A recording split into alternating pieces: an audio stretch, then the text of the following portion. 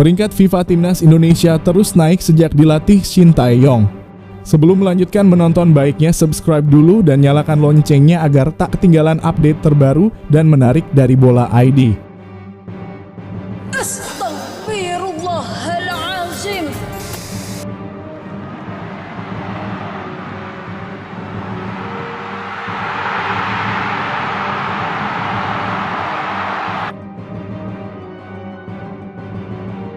Timnas Indonesia sudah 4 tahun di bawah kendali pelatih Shin Tae-yong.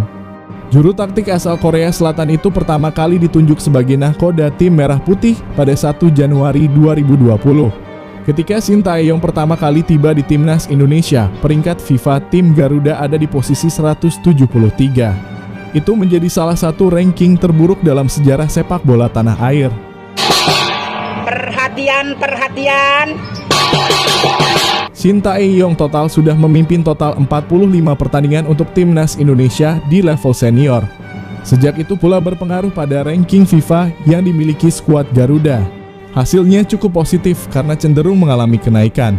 Pada periode Februari 2024, peringkat FIFA Timnas Indonesia mengalami kenaikan dengan berada di posisi ke-142. Secara umum, Timnas Indonesia di bawah asuhan Shin Tae-yong naik 31 peringkat dari 173 ke 142 dunia. Poin Timnas Indonesia pun melonjak dari yang awalnya 964 poin menjadi 1072. Timnas Indonesia berada dalam kondisi yang rumit sebelum Shin Tae-yong datang. Skuad Garuda meraih hasil buruk di kualifikasi Piala Dunia, kalah 5 laga beruntun, dan Simon McManamy harus didepak dari kursi pelatih. Shin Tae-yong dikontrak untuk jadi pelatih Timnas Indonesia pada awal 2020. Tak lama setelah itu COVID-19 melanda. Jadi tak ada agenda yang bisa diikuti atau dimainkan Timnas Indonesia.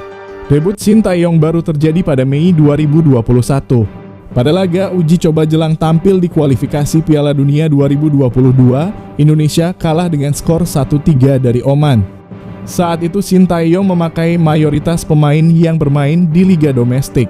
Pada Februari 2020, saat Shin Tae-yong datang, Indonesia berada di posisi 173 ranking FIFA.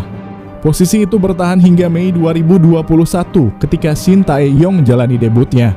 Shin Tae-yong kemudian mulai sering mempromosikan pemain muda untuk bisa masuk ke tim senior. Di antaranya seperti Pratama Arhan, Witan Sulaiman, dan Rizky Ridho. Saat PSSI era Muhammad Iriawan juga rajin menggelar laga uji coba untuk mengisi kalender FIFA. Hasilnya perlahan Indonesia mengalami kenaikan pada ranking FIFA. Pada Agustus 2022, Indonesia berada di posisi ke-160 ranking FIFA. Pada 2023, posisi Indonesia di ranking FIFA terus naik secara perlahan. Indonesia lantas menutup 2023 dengan berada di posisi ke-146 ranking FIFA. Penampilan apik Timnas Indonesia di Piala Asia 2023 juga berperan penting dalam kenaikan peringkat FIFA tim Garuda.